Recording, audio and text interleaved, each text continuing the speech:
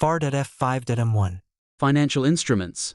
3 debt classifications, 2 places for unrealized gains and losses, and plenty of opportunities to put the right number in the wrong statement. That's the danger, Russell. But this module gets much easier once the listener uses a sorting system.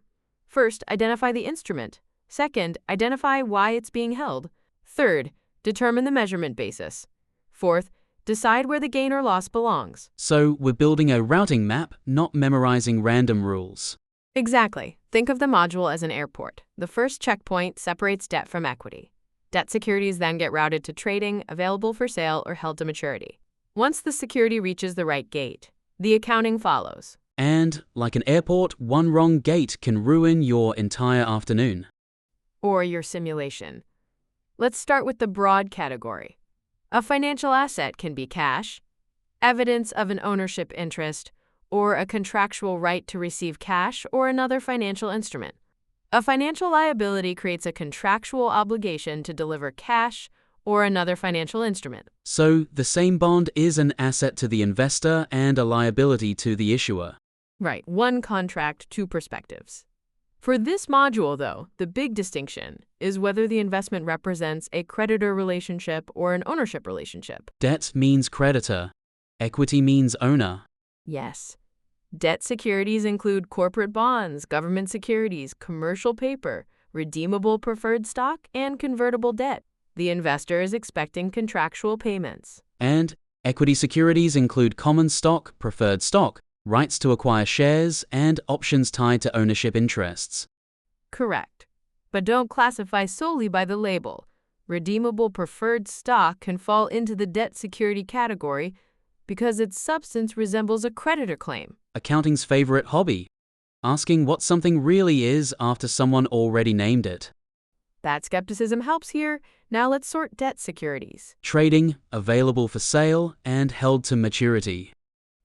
Trading securities are bought and held mainly for active trading and short-term profit from price changes.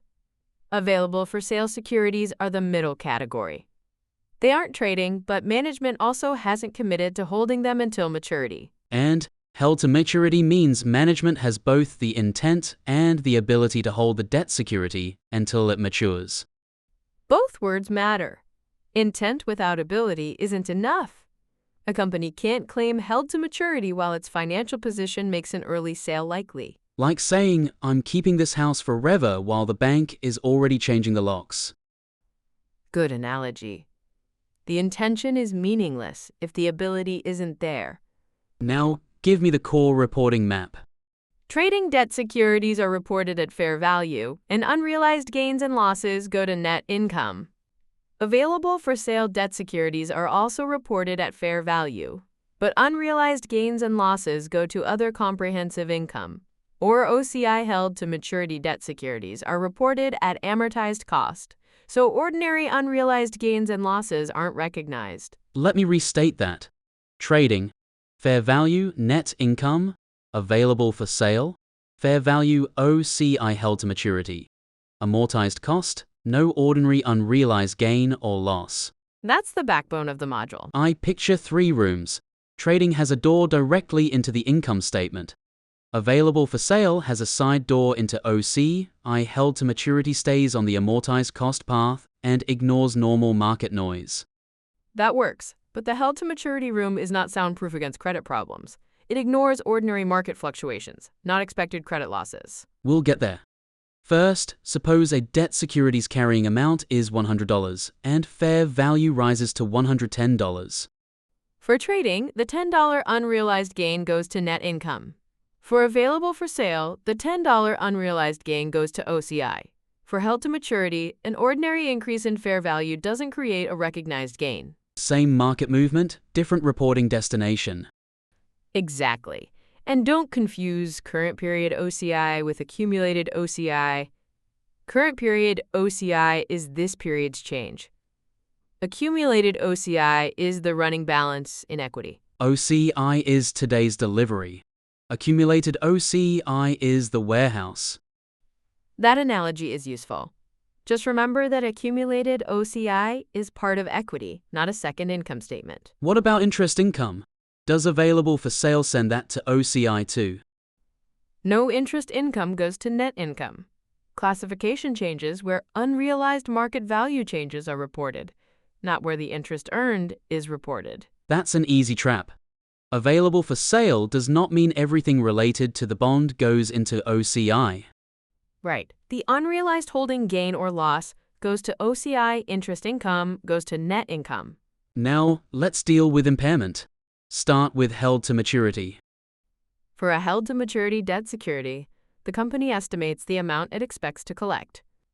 Expected future cash flows are discounted using the security's effective interest rate. The difference between the present value of expected collections and amortized cost is the expected credit loss. And that loss goes to net income through an allowance for credit losses.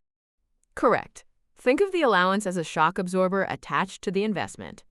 It reduces the net amount expected to be collected without replacing the investment's amortized cost basis. But a drop in market price doesn't automatically mean a credit loss. Exactly, the price might fall because interest rates rose, even though the borrower is still expected to make every payment. Credit impairment focuses on collectibility. Available for sale impairment is more complicated because the security is already at fair value. Yes. The total decline may contain two stories. One part may be caused by expected credit loss, the rest may come from non-credit market factors. So, the accounting splits the decline. The credit loss portion goes to net income through an allowance. Any remaining non-credit unrealized loss goes to OCI. The allowance is limited, so the carrying amount isn't reduced below fair value. Give me a small example. Suppose amortized cost is $500, expected credit loss is $20, and fair value is $450. The total decline is $50. $20 goes to net income as credit loss. The remaining $30 goes to OCI as a non-credit unrealized loss. Two causes, two destinations.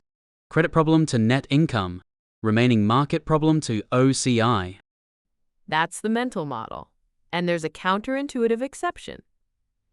If fair value is above amortized cost, the recognized credit loss allowance is limited to zero, even if the present value calculation suggests some expected credit loss. So the borrower may look weaker, but the market still values the security above cost, and the allowance can't push the reported amount below fair value. Exactly. Strange rules are often easier to remember because your brain objects to them. Now, suppose the debt security is sold. A sale produces a realized gain or loss in net income. Compare the sale proceeds with the security's adjusted cost, and remove any related valuation account. For trading securities, prior unrealized changes already went through net income. Right. There's no accumulated OCI to recycle. For available for sale debt securities, the related amount in accumulated OCI must be reversed when the security is sold, so the realized gain or loss is properly recognized in net income. Like closing an open tab. While the security is held, the market change waits in accumulated OCI. At sale, the tab is settled. Good. OCI delays the effect on net income while the gain or loss is unrealized. It doesn't erase it. What about reclassifications between debt categories? They should be rare and justified by a real change in management's intent or ability.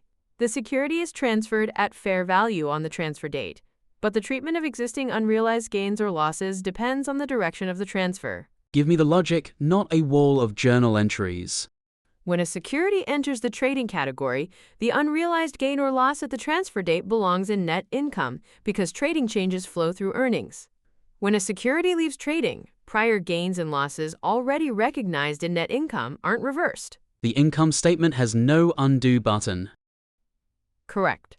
A held-to-maturity security transferred to available for sale recognizes the difference between amortized cost and fair value in OCI.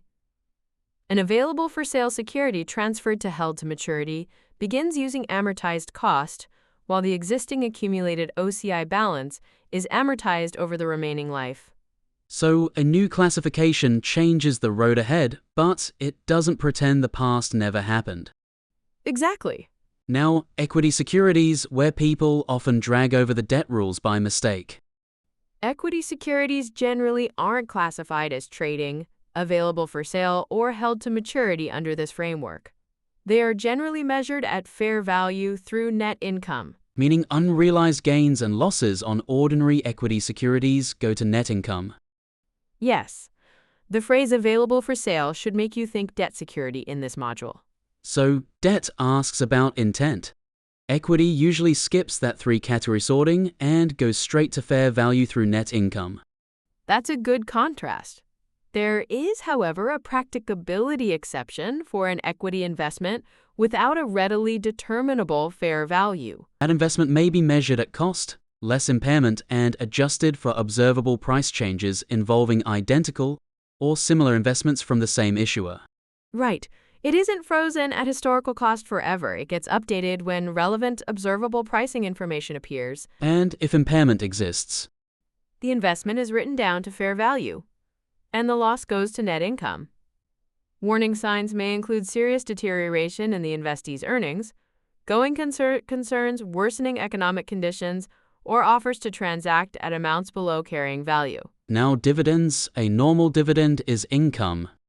Unless it's a liquidating dividend. A liquidating dividend represents a return of the investor's original investment, so the return of capital portion reduces the investment account. Normal dividend, fruit from the tree. Liquidating dividend, someone hands you back part of the tree. That's one of your better analogies, Russell. The fruit is income. The returned tree reduces basis. On sale of an equity security, the realized gain or loss equals sale proceeds compared with adjusted cost, and it goes to net income. Correct. And don't invent an OCI recycling entry for ordinary equity securities when their fair value changes were already recognized in net income. We should briefly mention the fair value option. The fair value option allows an entity to elect fair value measurement for certain eligible financial assets and liabilities that might otherwise use another measurement basis. The election is generally made for the individual instrument and is generally irrevocable. So, management can't switch methods later just because one result looks nicer. Exactly. For a financial liability under the fair value option, the portion of the change caused by instrument-specific credit risk is generally reported in OCI, while the remaining change goes to net income. Unless using OC, I would create or enlarge an accounting mismatch in net income. Then the entire change may be reported in net income. That exception is another reminder not to rely on slogans without reading the facts. Let's close with the exam-ready map. First question, debt or equity? If it's debt, ask why management holds it. Trading means fair value with unrealized changes in net income. Available for sale means fair value with unrealized changes in OCI. Held to maturity means amortized cost with no ordinary unrealized gain or loss. Then, separate normal market movement from credit impairment. Held to maturity credit losses go to net income through an allowance. Available for sale splits the decline. Credit loss to net income. Remaining non-credit decline to OCI, subject to the fair value limitation. If it's equity, the default is fair value through net income. And if fair value isn't readily determinable and the investment qualifies, use cost, less impairment, adjusted for qualifying observable price changes. Normal dividends are income. Liquidating dividends reduce the investment. Sales create realized gains or losses in net income. Reclassifications are rare. Before calculating anything, identify the instrument, the purpose, the measurement basis, and the reporting destination. Instrument, purpose measurement, destination. That four-step sequence is the grip point for the entire module. And when a rule seems odd, use the oddness. Held to maturity ignores ordinary market changes, but still recognizes credit loss. Available for sale can split one decline between net income, and OCI equity securities generally send unrealized changes straight to net income. Those contrasts are what make the system memorable. The numbers may change, Russell, but the routing map stays the same. Which means financial instruments aren't 14 unrelated rules. They're one airport with clearly marked gates. And this time, Russell, your accounting luggage should arrive with you.